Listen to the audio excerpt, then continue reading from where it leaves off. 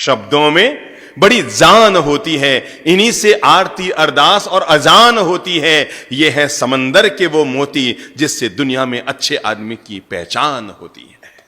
शब्दों में बड़ी जान होती है, इन्हीं से आरती अरदास और अजान होती है। यह है समंदर के वो मोती जिससे एक अच्छे आदमी की पहचान होती है।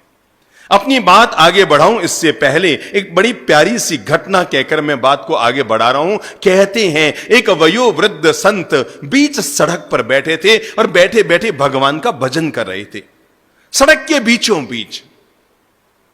घटना थोड़ी पुरानी है। कहते हैं उस नगर के राजा की सवारी उधर से गुजर रही थी, और जब राजा की सवारी उधर से गुजर रही थी तो बिल्कुल आगे आगे जो सफाई कर्मी चल रहे थे, उन्होंने चिल्लाते हुए कहा, अबे ओए बाबा हट यहां से, राजा की सवारी आने वाली है, तू सड़क पर बैठा है, उठता है कि झाड़ू की टिकाए। बाबा ने तो कोई जवाब दिया ही नहीं। महाराज तो अपने बैठे रहे और वो सफाई कर्मी उन्हें डांटते हुए, उनके प्रति अपशब्दों का प्रयोग करते हुए आगे निकल गए। और सफाई कर्मियों को आगे जाते हुए देखकर बूढ़े संत के मुंह से निकल पड़ा, ओ तभी तो। वो सफाई कर्मी आगे बढ़े, उसके पीछे सिपाही आए और उन्होंने भी लठ मार की भाषा में कहा, बाबा उड़ जाओ, पीछे राजा की सवारी आ रही है, अरे पकड़ लेंगे तुम्हें और जेल में डाल देंगे, कारागार में डाल देंगे। महाराज उड़ जाओ, यहां से उड़ जाओ, नहीं तो जूते पड़ेंगे, जूते। वो भी आगे चले गए और उन्हें देखकर फिर उस वयोवृद्ध संत के मुंह से निकल पड़ा, ओ तभी तो। थोड़ी देर में राजा की सवारी आती हुई नजर आई। आगे आगे मंत्री चल रहा था व्यवस्था के लिए, तो उसने महाराज के पास आकर कहा, महाराज नमस्कार, मैं आपसे अनुरोध कर रहा हूं, पीछे राजा की सवारी आ रही है, आप थोड़ी सी तकलीफ करके सड़क के किनारे बैठ जाओ, और जब राजा की सवारी निकल जाए तो वापस सड़क पे आके बैठ जाना। अगर आपकी इच्छा है आपको बीच सड़क पे बैठना है, नो प्रॉब्लम, पर आप थोड़ी देर के लिए सड़क के किनारे बैठ जाओ, राजा की सवारी निकल जाए तो बीच में बैठ जाना, कहीं राजा नाराज हो गया तो मुश्किल हो जाएगा आपके। वयोवृद्ध संत ने उसको भी देखा, पूछा तुम कौन हो? कहा मैं शहर का मंत्री हूं महाराज, मंत्री हूं। बाबा हट जाओ, किनारे अलग जाओ। संत ने मंत्री को आगे गुजरते देखकर कहा, ओ तभी तो।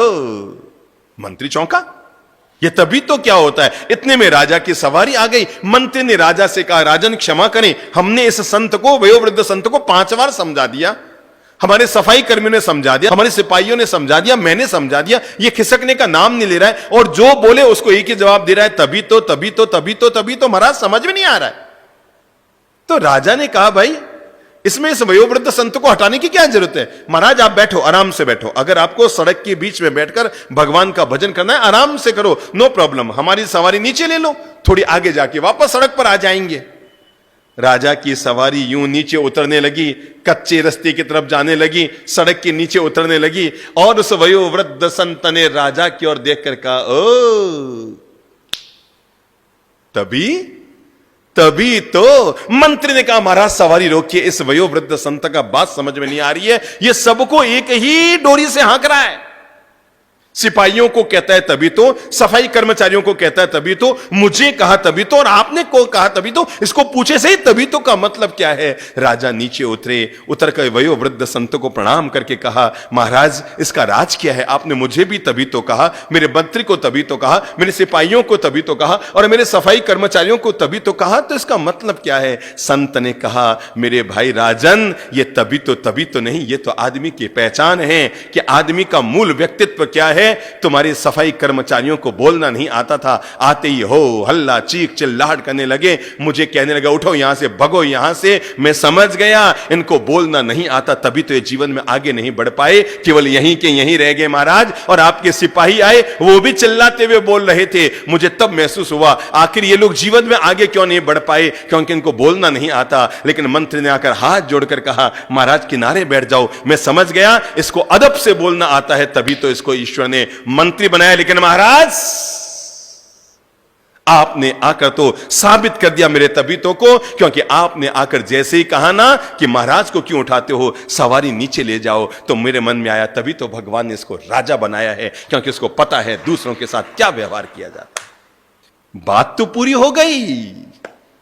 लेकिन हम सभी के लिए जीवन की एक महान प्रेरणा इसमें छिपी हुई है, और वह है कि आदमी की जब भी पहचान होती है, न तो सुंदर चेहरे से पहचान होती है, न सुंदर आभूषणों से पहचान होती है, न सुंदर पहनावे से पहचान होती है। आदमी की जब भी पहचान होती है, उसकी सुंदर जबान से होती है।